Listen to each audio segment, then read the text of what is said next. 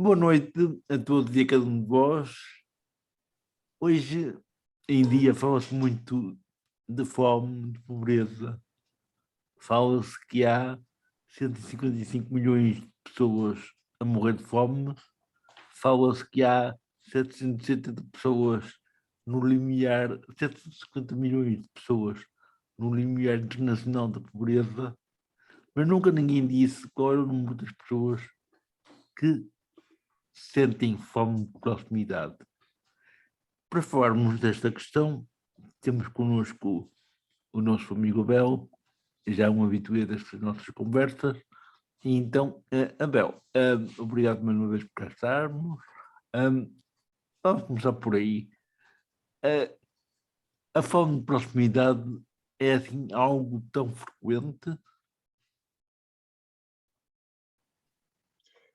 Eu penso que é daquelas fomes que toda a gente tem, mas que nem toda a gente tem consciência disso, ou pelo menos nem toda a gente lhe chama assim. Porque há, por exemplo, quem fala, e há estudos já sobre isso. Eu lembro-me de um livro que tem o título Tocar e que tem como subtítulo A Fome da Pele. E eu já uma vez aqui contei uma história que não é uma história, é relatado como um facto que sucedeu, alguns não sei em que cidade, quando um casal com uma filha de 6 anos foi surpreendido por uma tempestade que caiu sobre a cidade, relâmpagos, grandes trovões, e a menina acordou e foi a correr para o quarto dos pais. O pai, pastor protestante, portanto condicionado pela sua, não gosto muito de chamar profissão, a um Estado como é o sacerdócio, seja ele na católica, seja ele nas outras igrejas irmãs, A sua missão, portanto, digamos assim. cristãs. Sei que ele, na sua linguagem, pegou na filha ao colo e começou a tentar acarinhá-la, dizendo: vamos ter fé, Deus é Pai, Ele cuida de nós, não vai acontecer nada. É aquela coisa que é fácil botar esse sermão, que tem o seu quê de ético-moralizante e, neste caso, até confessional. O certo é que o pai continuava com a sua conversa com a menina, e a menina agarra-se a ele e diz: mas eu preciso de alguém que tenha pele. Quer dizer, há momentos na nossa vida que nós sentimos mais do que outros, momentos mais do que outros, quando precisamos da presença de alguém, de quem nos sintamos compreendidos, acarinhados e muitas vezes tocados, aquela mão na tua mão, aquele abraço por cima do ombro, aquele encostar a cabeça, aquele abraço que encosta a cara, tudo isso são experiências que todos temos, mas nem sempre pensamos quanto isso é importante para mantermos o equilíbrio de uma mente e de um corpo saudável. E nem De sempre modo que este sabemos tema dizer parece muito... isso, não é? Diz? Nem sempre sabemos dizer que temos necessidade de proximidade. Nem sempre sabemos dizer, nem sempre sabemos procurá-la, criá-la, porque se nós tivéssemos uma consciência mais alargada de que o que eu estou a padecer é falta de proximidade, eu, por um lado, procuraria aproximar-me dos amigos. Por outro lado, eu cuidaria mais de manter abertas as portas, as estradas, digamos assim, as vias que me levam à casa do amigo. E penso que foi destas experiências, ainda que nem sempre consciencializadas a este nível, que se criou, isto é, ninguém sabe quem criou, é um ditado popular que corre por aí, que diz qualquer coisa como isso: não deixes crescer a erva no caminho que liga a tua casa à casa do teu amigo. quer dizer, isso tem a ver com isto, é uma experiência humana que pode ter diferentes nomes, etc, etc, porque eu sei, só em 1963 é que um antropólogo, enfim, estudando esse fenómeno e tentando medir essas distâncias de proximidade, a distância pública, social, etc, quer dizer, só aparece em 1963, mas o fenómeno, penso que é tão velho como a humanidade, só que essas coisas nem sempre foram estudadas, pronto, e esta é um tema relativamente recente como objeto de estudo. Sim, E até que eu porque se saiba, estuda, nem sequer é assim muito... até porque se fala muito em estatísticas e números, e desta realidade de fome de proximidade não há estatística. Acredita-se que quase toda a gente, se não toda a gente, já experimentou esta fome de proximidade. Olha, agora fizeste-me lembrar um episódio que sucedeu em Lisboa, no Jardim da Estrela. Confio, a pessoa que me contou já morreu, mas ela era educadora social e pertencia à obra de Santa Zita. E um dia veio tomar a Santa Zita, a obra de Santa Zita tem ali perto da Estrela uma casa, a casa delas em Lisboa, é ali perto de Santa Zita, Pedro na Rua de Santo António, qualquer coisa assim. O certo é que a senhora veio tomar o autocarro ali perto da Basílica e reparou que estava ali uma senhora que cada autocarro que vinha, ela dirigia-se à pessoa que estava mais próxima e fazia sempre esta pergunta: desculpe, este autocarro para onde é que vai? A pessoa lá lhe explicava e ela batia na pessoa e dizia: muito obrigado, menina, muito obrigado, senhor. E continuava ali. Vinha outro autocarro e ela tornava a dirigir-se à pessoa próxima e tornava a perguntar. A senhora, habituada a trabalhar com idosos, reparou nisto e lembrou-se, se calhar, a velhinha está aqui à espera de um autocarro que não passa nesta paragem. Então perguntou-lhes, aproximou-se dela e perguntou-lhe: desculpa, a senhora para onde é que quer ir? E a senhora sorriu e disse assim: oh menina, eu não quero ir para sítio nenhum, eu moro ali em cima, numas águas furtadas. E apontou lá para umas águas furtadas, lá na Rua da Estrela. E disse: eu moro ali, só que às vezes tenho saudades de falar, tenho saudades de ver pessoas, então venho até aqui e pergunto, é a forma de eu estar com elas. Uhum. Repara, isto são fenómenos que acontecem na nossa cidade e, pronto, e nós nem sempre reparamos, como esta senhora reparou e me contou, a propósito de uma formação que eu dava sobre a necessidade de proximidade, sobre a necessidade do que nós chamamos também de toque ou reconhecimento, etc, etc.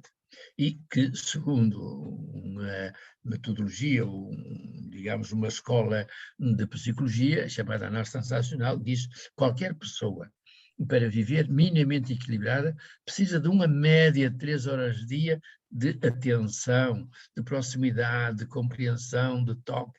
Isso que a Virginia Satir também refere num dos poemas que já aqui dissemos mais que uma vez e que, enfim, volto a repetir porque vem a propósito, que é este poema de o creio que a maior dádiva que eu posso receber de alguém é ser vista, ser ouvida, ser tocada, ser compreendida, ser reconhecida.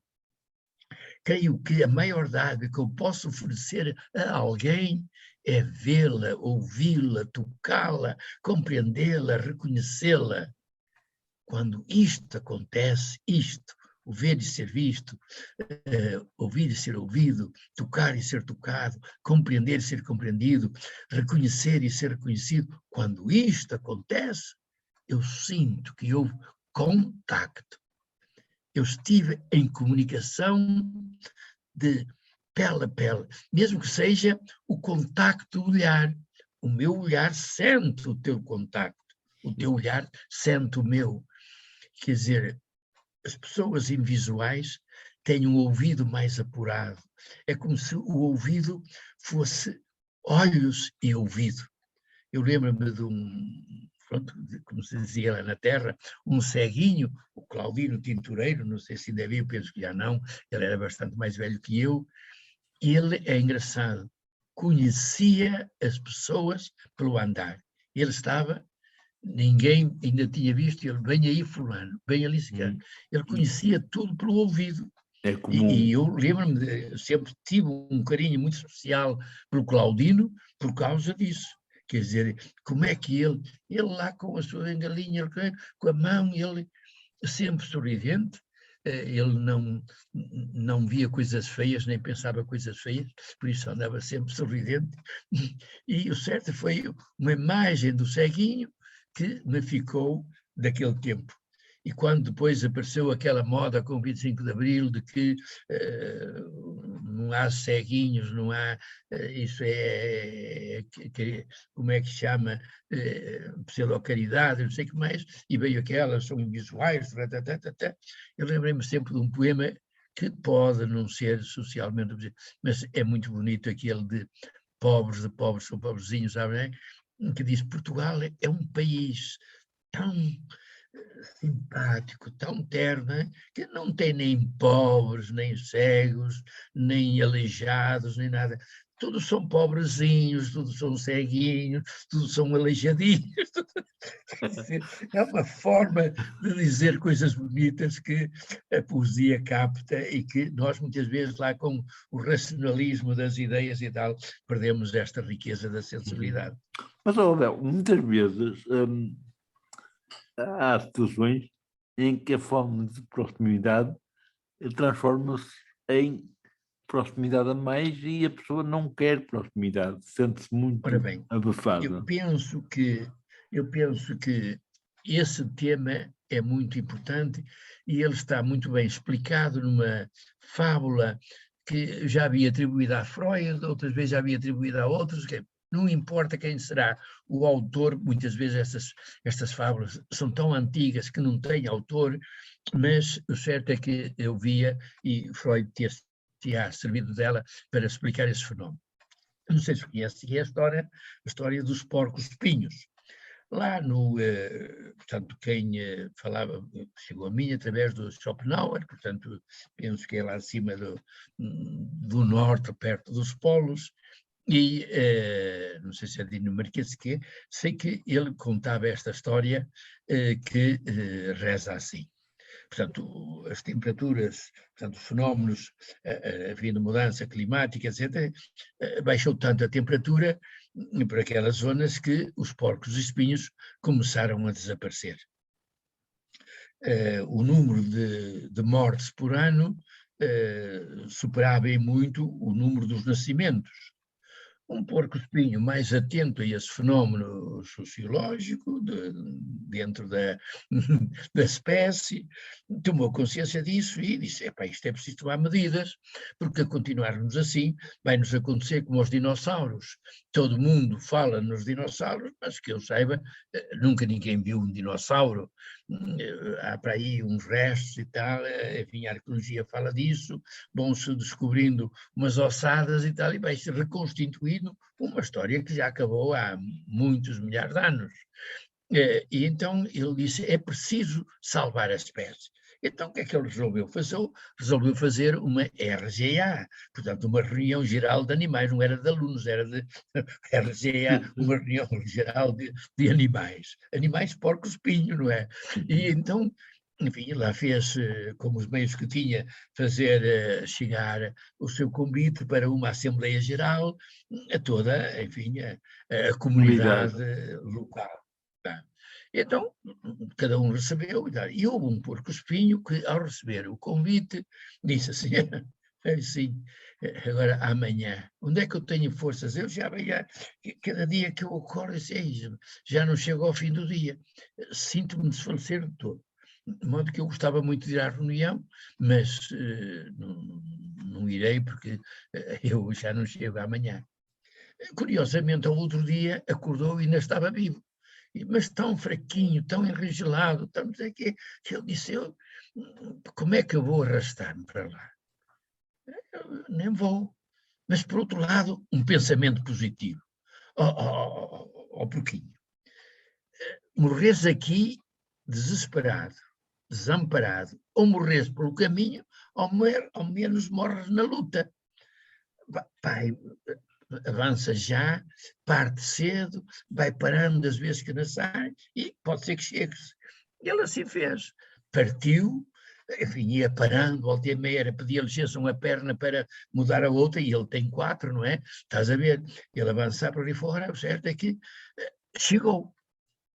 E quando apareceu, abriram a Assembleia, e lá o Presidente começou a falar, a dizer qual era o problema que estavam a viver, de que nem toda a gente tinha consciência disso, mas que as estatísticas mostravam que realmente é assustador o número de mortes por ano e os poucos nascimentos, isto estava por anos, era preciso salvar a situação, e ele disse, eu não tenho pensado, eu não vejo solução, mas eu acredito que todos juntos poderemos com certeza encontrar alguma solução. Então, tem a palavra, a Assembleia tem a palavra. Então, esse porquinho que já estava desesperado e que pensava que nunca chegaria ali, ele diz, eu penso que nós já encontramos a solução. Se me deixam, eu conto a minha experiência. E contou a experiência dele. Portanto, que nunca pensou que pudesse chegar ali. E dizer-lhe, e o que acontece é isto. Eu há muito tempo que não me sinto tão bem, tão reconfortado, tão fortalecido como agora. Eu não sei se é a vossa presença, se é o bafo uns dos outros. Portanto, eu penso que a solução é, daqui para o futuro, Porco Espinho não pode mais viver sozinho na sua toca. Porco Espinho tem de ter um grupo de pertença que, digamos, que aqueça o ambiente e que nos salvemos uns aos outros. É engraçado, ele acabou de falar e muitos porcos-espinhos começaram a dizer, a minha experiência é igual, a minha experiência é semelhante, essa é a solução, essa é a solução. Então ficou decretado que desde aquele momento em diante o porco-espinho não deveria viver sozinho na sua toca, devia formar grupos de pertença e não deveriam afastar-se muito para não morrerem de frio. Pronto, e ficou assim. Só que tempos depois foi necessário convocar uma nova Assembleia, porque alguns aproximavam-se demais e, como eram porcos os espinhos, picavam-se uns aos outros. Então foi assim que se estabeleceu o pacto social. Não te aproximes tanto que me piques, nem te afastes tanto que me deixes morrer de frio. E eu acho esta fábula uma delícia, porque traduz este fenómeno que todos nós conhecemos, mas que nem sempre pensamos nele, e por isso nem sempre somos educados para o respeito, que mesmo em casal, repara que mesmo na relação a dois, é preciso esse não invadir abusivamente a privacidade do outro. O outro é um ser que merece respeito, tal como eu gosto de ser respeitado pelo outro, porque qualquer casal minimamente atento, enfim, à vida de casal, sabe que muitas vezes, apesar de gostarmos muito do outro, agora o teu melhor presente de amor que me davas era deixar-me sozinho. Exatamente. Isto em casal. Uhum. Quer dizer, e eu lembro-me que tantas vezes falava isso lá nos cursos, que um dia ainda a minha filha era solteira, e para ela já casou há 21, 22 anos, ela me contou estas, eu cheguei a casa, depois das minhas formações, que andava sempre a correr e chegava muitas vezes tarde, todos tinham casado, só estava ela e ela disse, papá, eu estive a ver um filme sobre Napoleão e eu lembrei-me tanto de ti. Sabes porquê? Porque o Napoleão estava lá numa batalha e a Josefina foi ter com ele ao acampamento.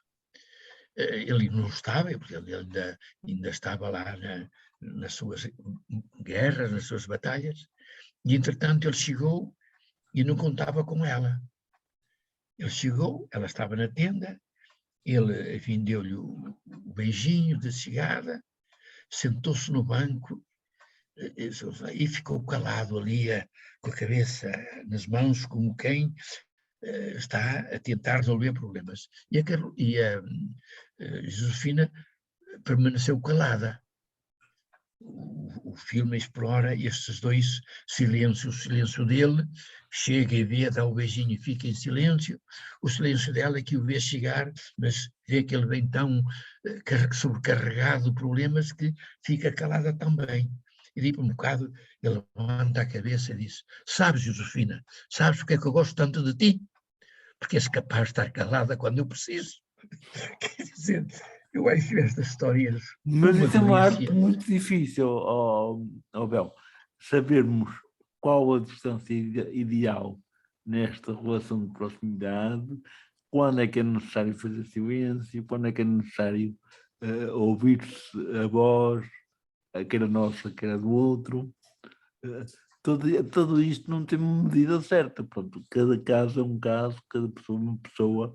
Na tua experiência do dia a dia, e tu que lidas de perto com pessoas muito frágeis, uns requerem mais proximidade do que outros. Como é que tu consegues distinguir quando a distância é muita e quando a proximidade é demais?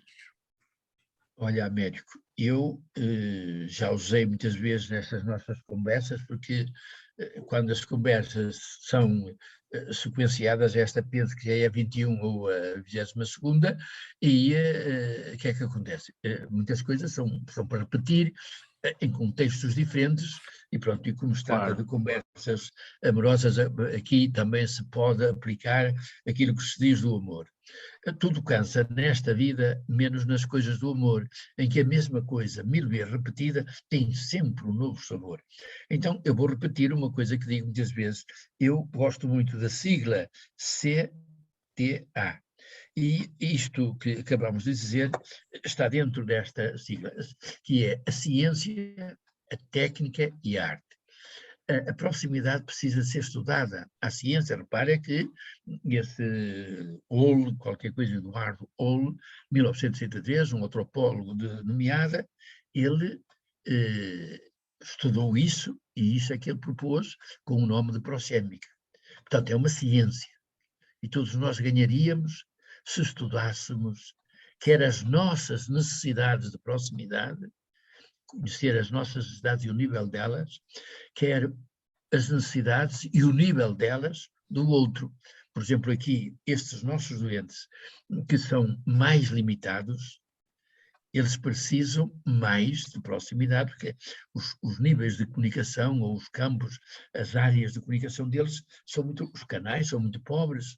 Alguns quase não sabem comunicar, quase não sabem falar, quase não, pegar, e se a gente lhes pega, eles grudam-se ali, a gente tem de medir bem o dar atenção e o ajudá-los a perceber que nós precisamos dar atenção a todos, não é só um, porque senão grudam-se a nós, agarram-se ali, e são lapas autênticas que a gente depois, às vezes, é preciso ser um bocado firme, etc. Então, era bom que cada pessoa que trabalha com gente, isto é, todos aqueles que procuram, enfim, entender-se a trabalhar com pessoas, dito de outra maneira, todos aqueles que gostam de se verem a si próprios como cuidadores, precisavam de periodicamente rever os seus conceitos de ajuda, os seus conceitos de pessoa, os seus conceitos de relação e relação de proximidade. Então, isto é uma ciência. Depois é uma técnica, porque eu tenho aqui enfim, é um ser humano esquisito, aí uma crónica, ele é mesmo um ser humano esquisito, na medida em que ele está com 40 e não sei quantos anos, mas é um menino que não cresceu. E nem quer crescer, tipo o Peter Pan, o menino não quer crescer, não é?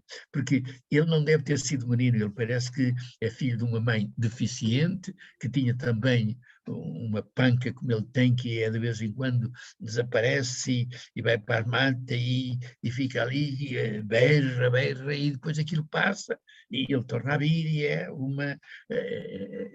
próximo, etc. E então anda sempre atrás da gente, cada vez que vê, estende a mão e agarra, e a gente tem de fazer, olha lá, agora nos pode tocar, mas fazer-lhe uma festa, falar com ele, ó Paulo Sérgio, isto aí, ele viu um chocolatinho e tal, só para, agora hoje já comeste, hoje não podes, eu sou muito teu amigo e não quero que te faça mal. A gente tem de saber, pronto, estudar, e isso é se é ciência, é técnica e é sobretudo uma arte.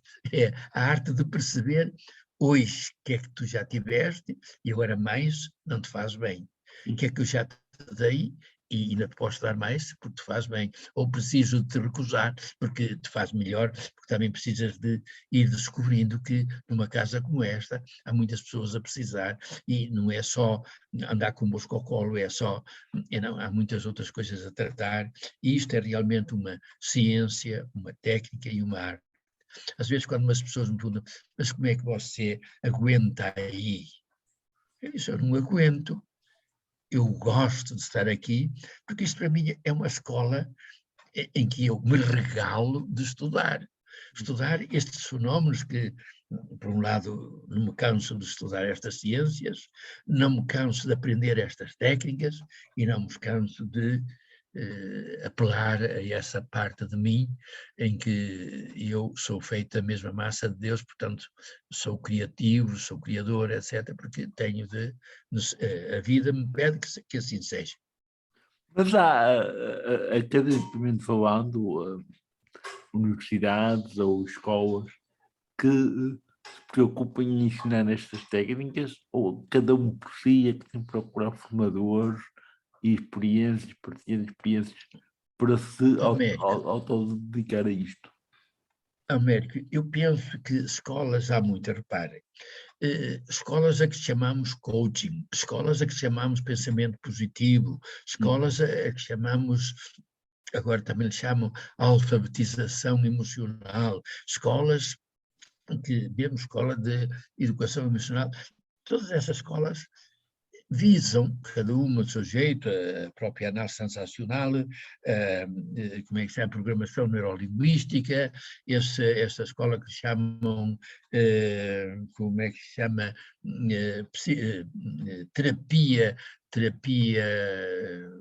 cognitiva ou comportamental, tudo isso são escolas, umas de caráter nacional, outras mais americanas, outras mais, mas o certo é que muitas vezes o estudo vai direcionado ao comportamento e avisar como que aquele sermão do bandido, quer dizer, você precisa de, não pode ser assim, precisamos de ver, é tudo dirigido e raramente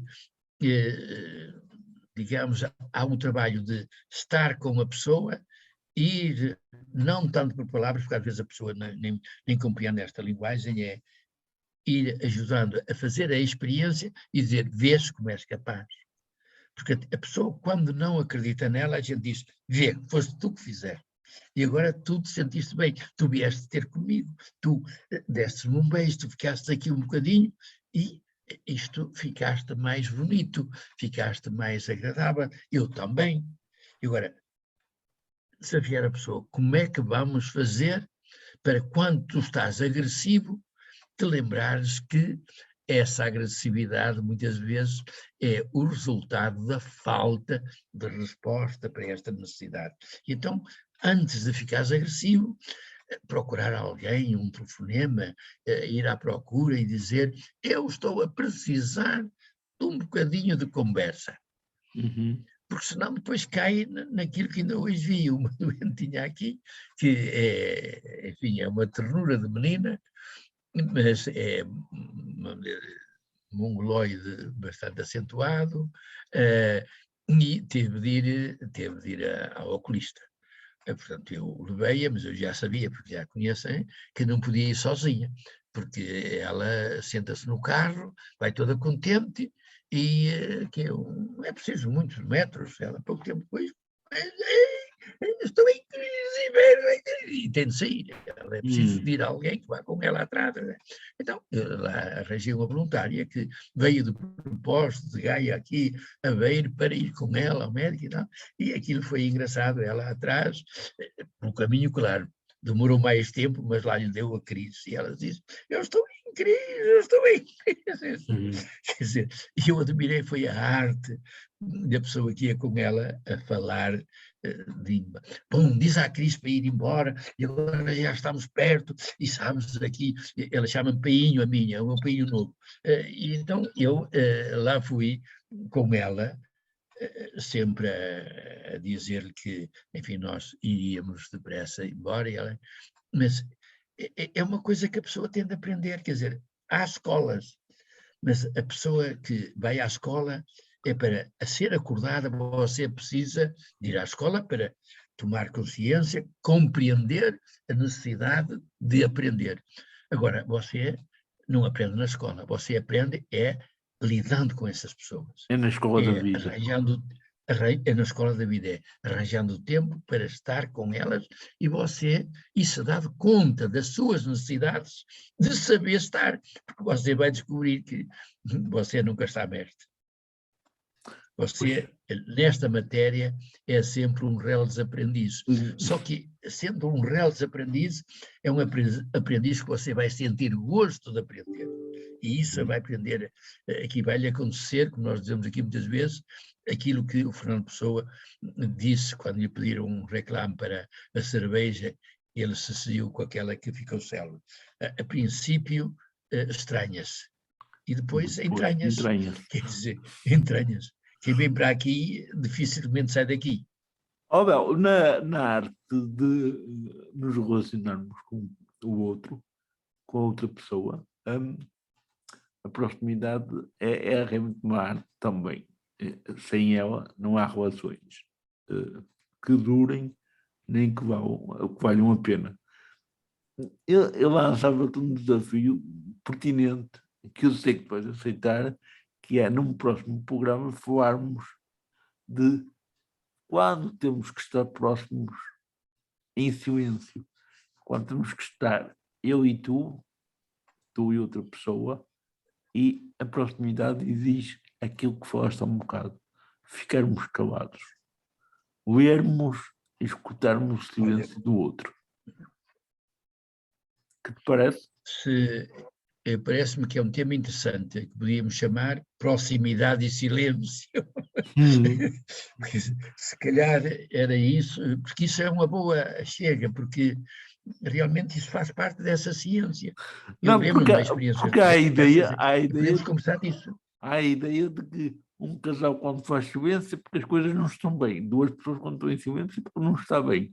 E muitas vezes é o contrário. As pessoas, quando estão em silêncio, é porque já conseguem comunicar sem dizer nada. Fica o desafio? Então faça favor de tomar nota disso, e na próxima trabalharemos este tema. A proximidade e o silêncio. Então, no próximo programa, caros amigos, espectadores, nós vamos fazer proximidade em silêncio, mas nós vamos falar, claro, não vamos ficar caladinhos, porque senão vocês não nos ouvem, mas vamos ter convosco esta necessidade de muitas vezes estarmos com o outro em silêncio e do outro estar em silêncio connosco, porque o silêncio também vale por muitas palavras. Abel, muito obrigado e vamos ficar por aqui a desejar-te uma boa noite, um bom fim de semana e continuação de bom trabalho junto das pessoas que precisam da tua proximidade. Muito obrigado, médico.